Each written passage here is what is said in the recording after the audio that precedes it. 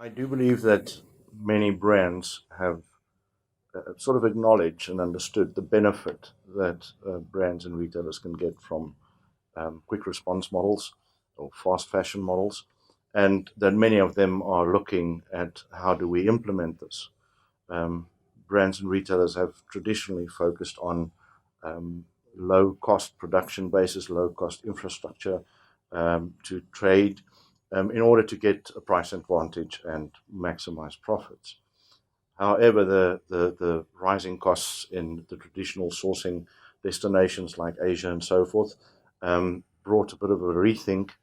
And within that, there are also substantial financial benefits for brands and retailers to do near sourcing, um, giving them the capability to quickly respond to changes in the fashion marketplace, but also get rid of all of these huge excess stocks and having to mark down products in order to get it sold and so forth. So that whole shift that took place in the industry and of which Zara Inditex really took the lead and proven that this can be done very successfully.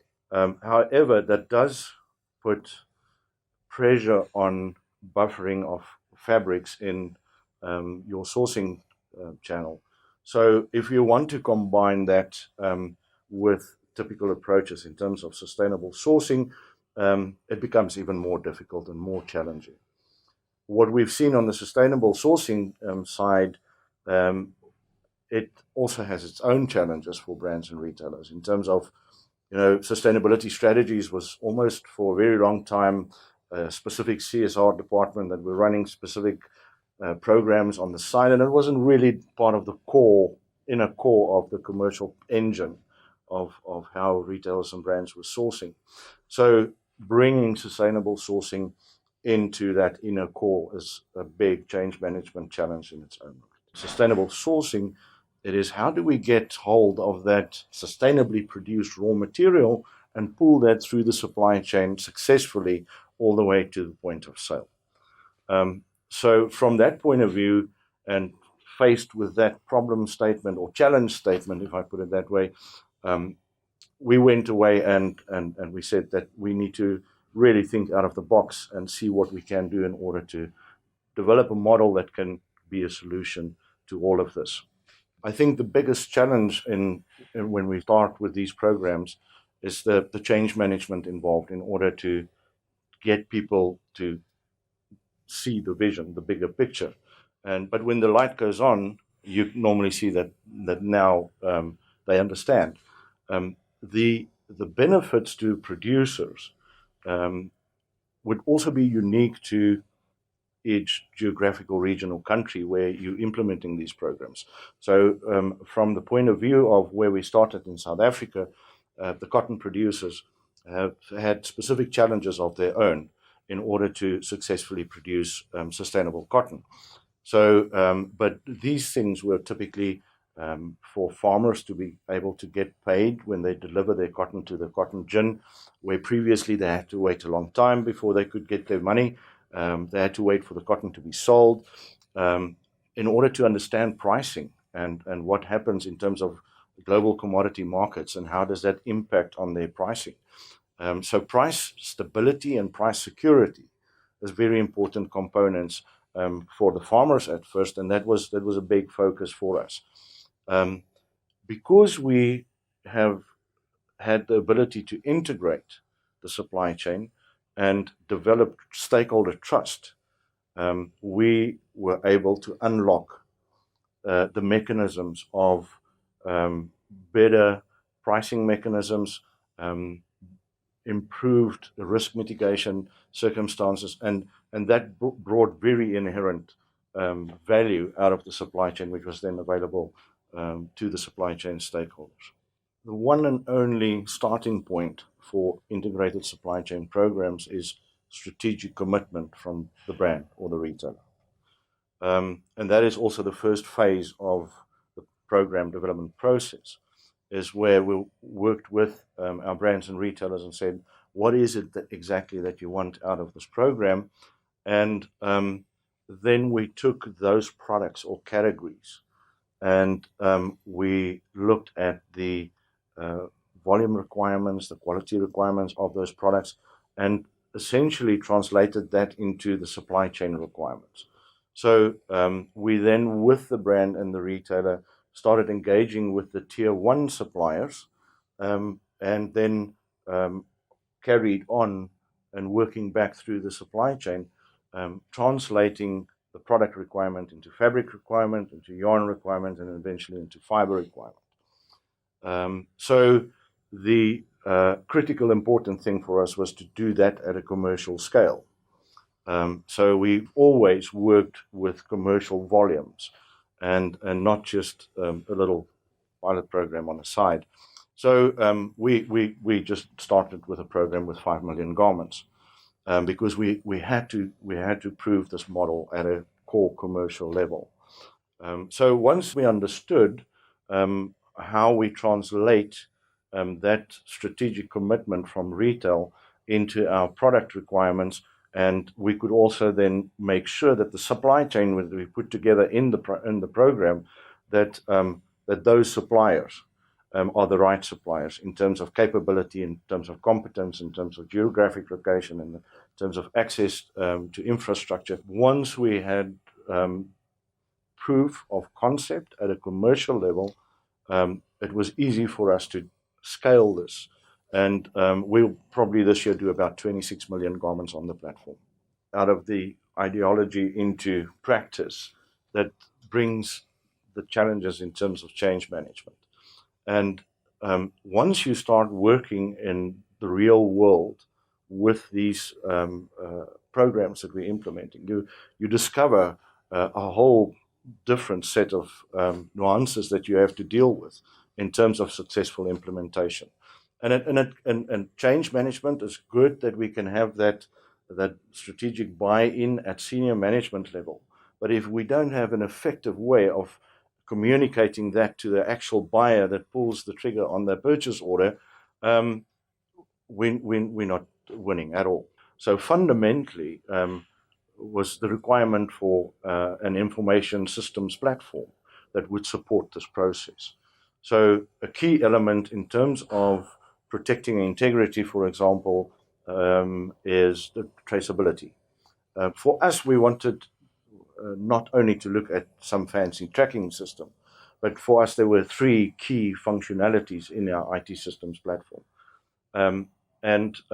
Just before I get to those, critically important that this is a platform. It's not necessarily a piece of software. It's a platform that lives in the cloud and that is accessible through any smart handheld device. And it's real time. It sits there and it has the capability to interface with any of the existing ERP systems used by companies to manage their internal affairs. So that interface, that capability is there. So we don't want people to be in a situation where they have to buy new software or implement or even capture information. This should be a seamless interface, which we will then use to gather the data that we need for our platform. The three main functionalities in our platform is then item level traceability, and that's basically traceability of each item handling event that takes place through the entire supply chain, from the block on the farm all the way through to point of sale at retail. That has been achieved, and we've done work with the global standard, GS1 standard, and we've achieved detailed item level traceability throughout our supply chain.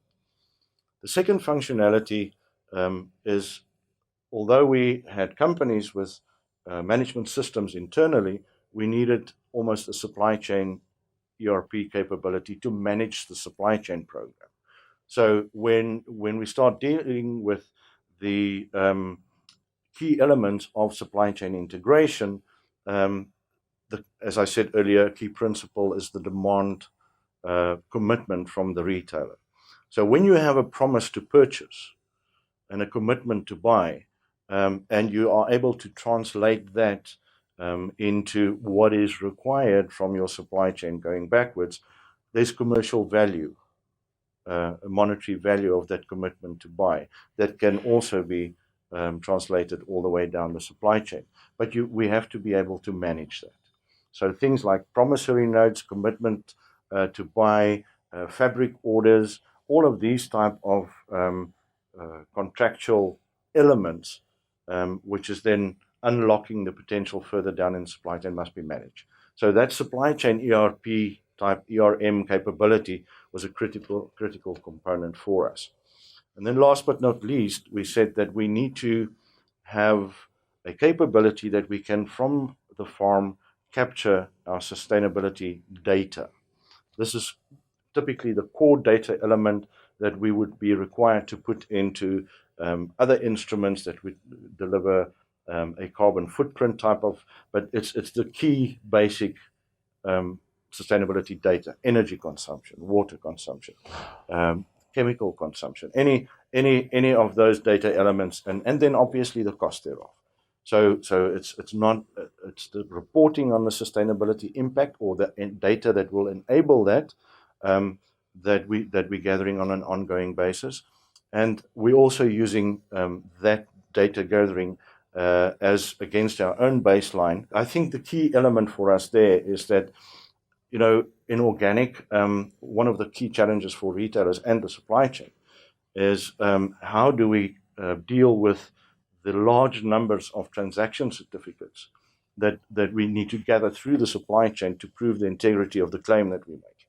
A very, very important thing is that, and what we've discovered as well, is once you have a virtually integrated supply chain program and you have a traceability IT systems platform that supports that, it unlocks opportunity to do a lot of innovative things. And what we've been able to do is to look at new ways and innovative ways to finance supply chains. Previously, if you looked at supply chains, even the finance instruments for those supply chains were also highly fragmented.